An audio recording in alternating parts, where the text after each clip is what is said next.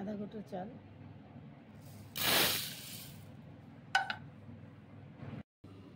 এখানে 4 কোয়া রসুন আছে, একটুখানি আদা আর একটা কাঁচা লঙ্কা আর একটা মাঝারি সাইজের পেঁয়াজ।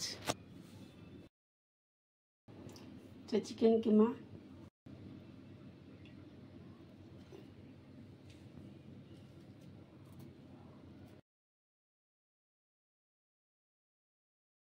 জিরে গুঁড়ো, ধনে গুঁড়ো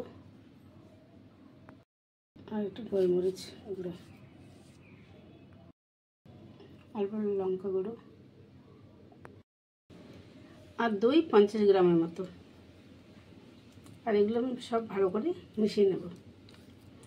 আর এই চিকেন রাইসটা হবে তেল ছাড়া।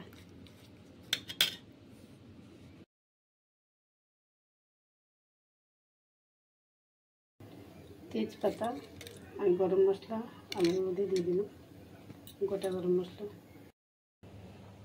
এখানে 1 চামচ মতো আমি ঘি দিলাম।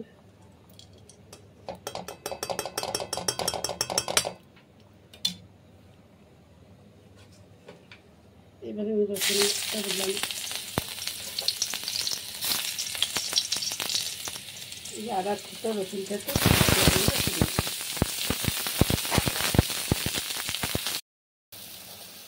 এখন আমি চিকেনটা দিয়ে দেবো।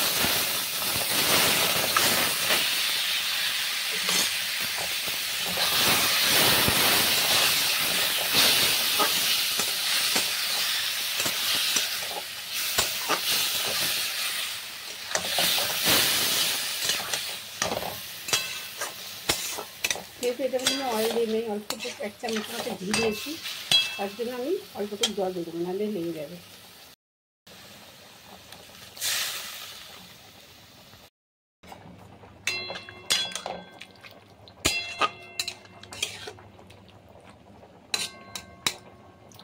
এনে নিলাম, এখন একটু ঢেকে দেবো।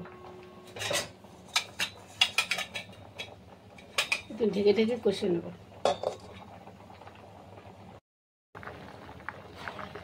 রাইসটা আমি পুরো করবো না, আধা ফোটা মতো করবো ভাতটা। দেখুন ভাতটা হয়নিও, তো এটা আমি এখন অফ করে দেবো।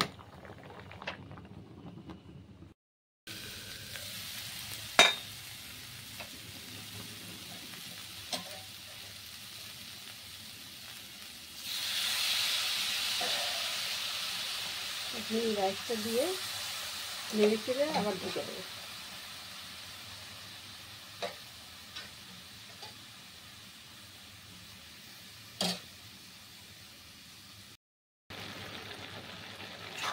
নেড়ে নিয়েছি ভালো করে, এখন আবার ঢেকে রাখবো স্টিম কম করে।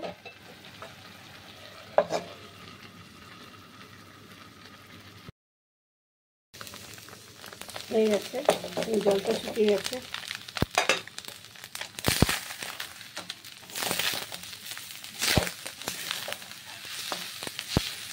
Chicken rice ready.